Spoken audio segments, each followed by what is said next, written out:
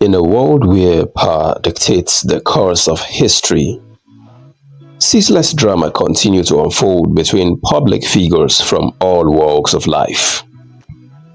From presidents of countries to governors to celebrity icons, or even among leaders in the religious circle, the game of power is not one that many can avoid.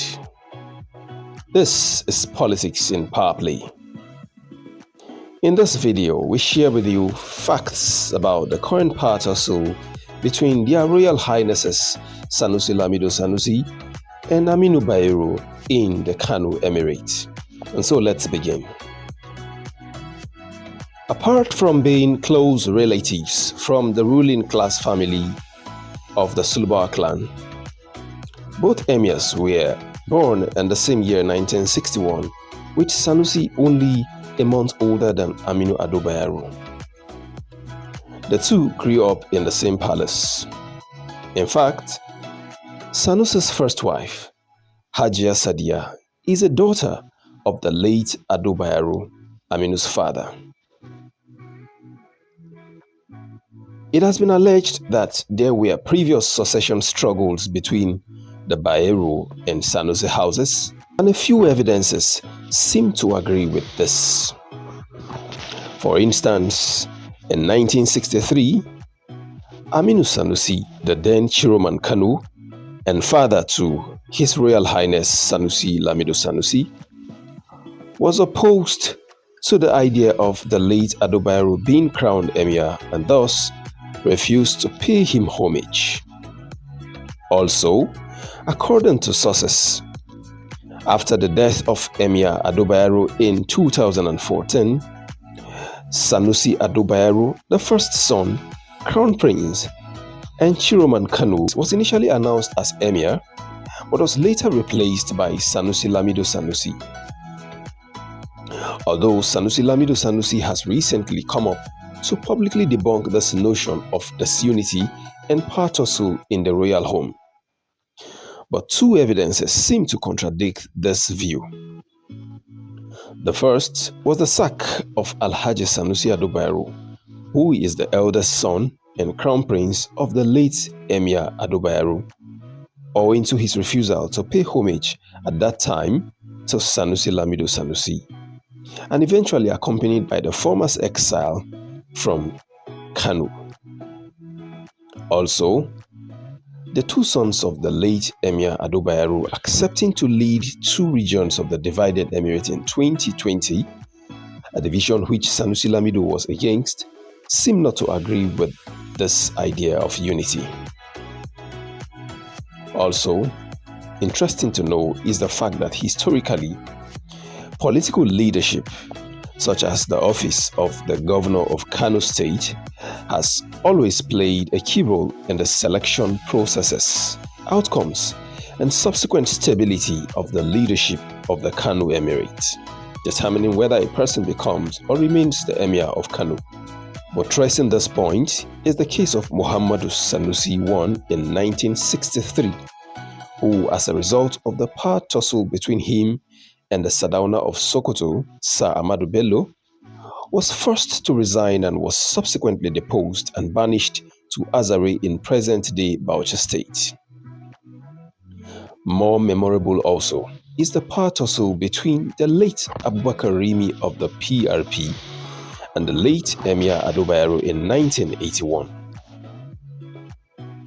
As governor of the state, after accusing Emir Bayero of disrespect and disregard to government instructions, Rimi created 4 emirates, including Gaya, Rano, Dutse, and Ayo.